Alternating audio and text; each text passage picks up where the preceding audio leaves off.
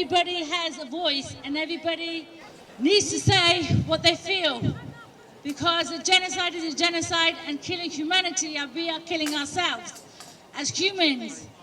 Some weeks ago, what was her name? The young mother of 6 children came up and she was in tears, and she said when she has to watch what's going on in Gaza and children just being targeted. They target these children.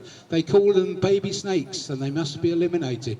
This is ministers in the Knesset. This is not some raging, this is a person with authority saying we must kill the baby snakes. I just wanted to say this has been a really rough week from the beginning when we saw the Madeleine being boarded and the stoppages of the people marching to Gaza, but also of the blockade of the internet shutdown and all the worrying things that were going there, never mind about all the poor people that are being shot as they go and try and get food from the distribution centres. But I want to try and get positive. I think the reason why these things are happening is because they are seeing that we are rising. We're not going to be shut up. We're not going to be slowing down now or quietening. And they're scared. They're scared of us. The people are rising. People from all countries went to Egypt today to go and march there. Even if they don't make it to that border, they made it. They're there. People are talking. People are marching.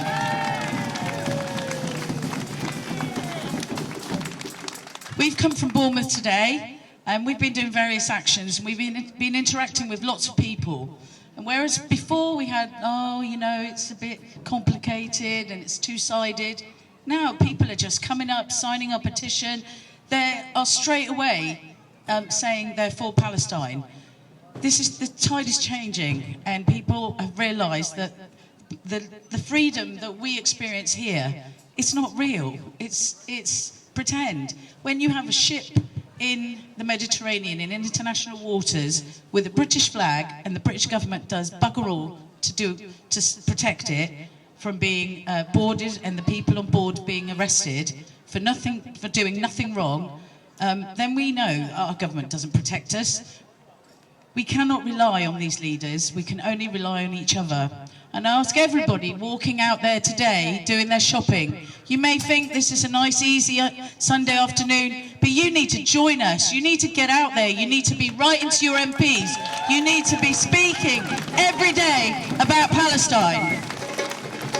Woo!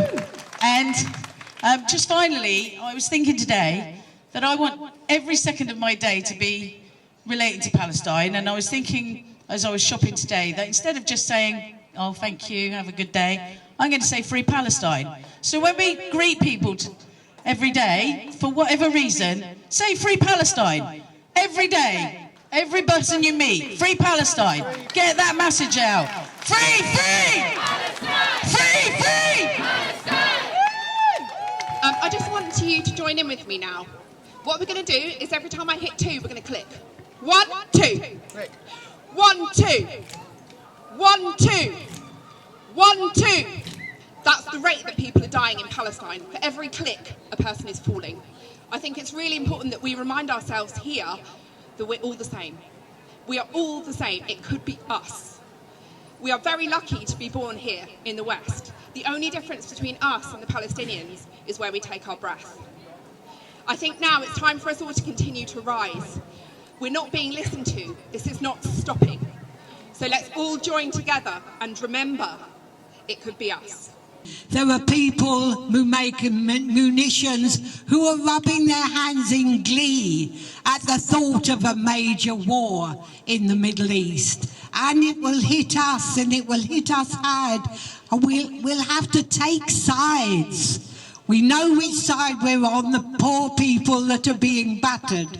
But our government is wavering, it doesn't know at all. And Satvir Kaur, our MP should be doing something.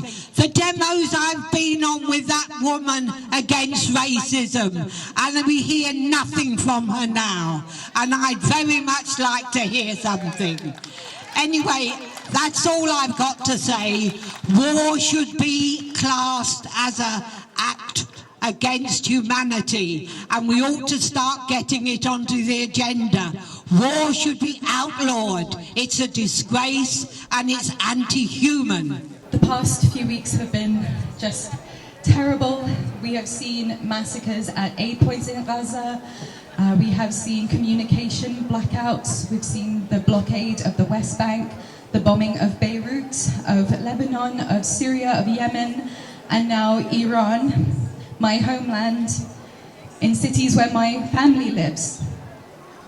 But it does not need to be my family and my homeland that is in peril. It does not need to be your homeland and your families that are in peril for us to care. So it does not need to be your families and your homelands that are in peril. Because unlike the people in power, we still have our humanity. There are currently thousands and thousands of brave activists in Egypt at the border with Gaza demanding to be let in to provide humanitarian aid to Palestinians. And we have also seen the brave activists on board the Freedom Flotilla demanding the same. And even if the authorities are not letting them in, even if we have been fighting for months and years, we can't let those in power, we can't let those in control succeed in making us feel powerless. Because we do have power. We have power in our local communities, in our city, in our unions, in our friendship groups, in our families, in our places of work and our places of education. We must not give in, and we must keep growing and shouting louder and louder. Brick by brick, stone by stone, power structures such as the Israeli regime will be dismantled. Viva Palestina. I'm Asma. I am part of SDL, Shut Down Leonardo's. I want to see a lot of your new faces there, please, every Wednesday. This week we are going to be in the Civic Centre at 5 o'clock. And next week we are going to be at 2nd Avenue in Millbrook. Please keep up with this. We have got members of PSC. That is me, Glyn and Parvin. And I want to say a special thank you to Parvin. Parvin, she has initiated this. And we are very thankful for her that she raised a lot of awareness for Palestine. First of all, it's fantastic to see so many people here. And thank you to the organisers and people for their impassioned speeches. I'm from PSC Southampton. We've been organising things in Southampton for 17 years now. It's a long time. The situation is now so desperate that what concerns me is there are lots of things we can do, but what can we do that will actually make a difference, that will actually help Palestinians now, that will save lives now. PSC Southampton has introduced a national consumer boycott campaign. This means getting everybody to boycott products and companies that are complicit in supporting Israel and its illegal war crimes. Now, we all know about Coca-Cola and Marks and Spencer's, and I'm sure we all do it, but there are many, many more companies and many more products.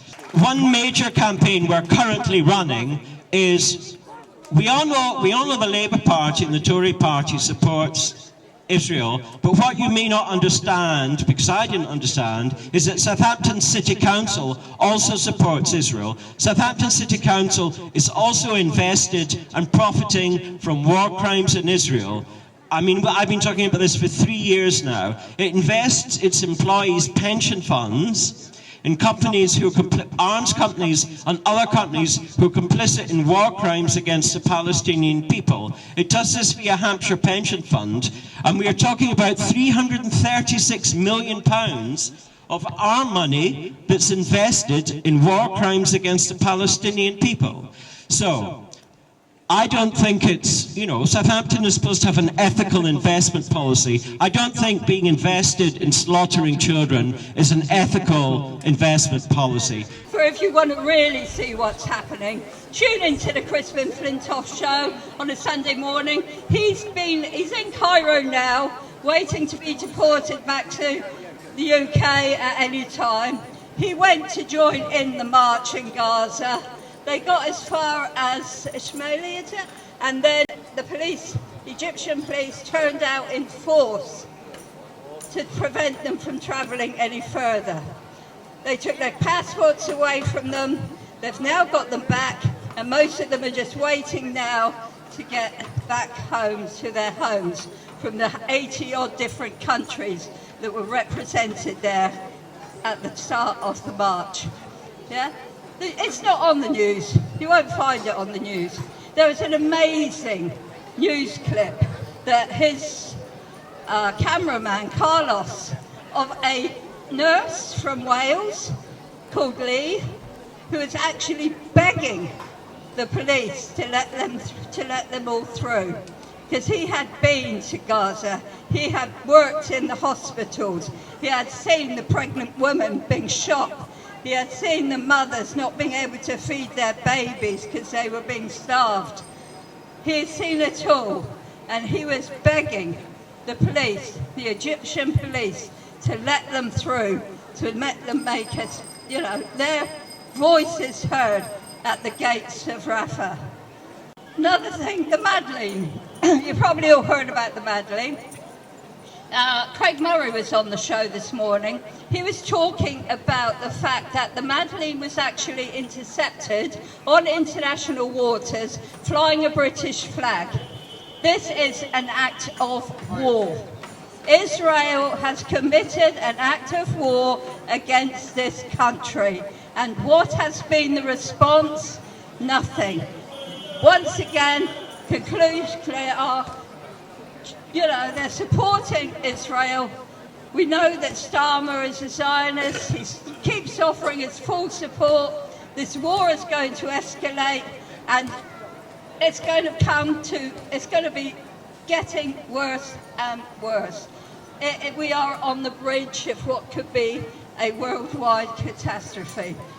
Free, free! Palestine! Free, free! Palestine!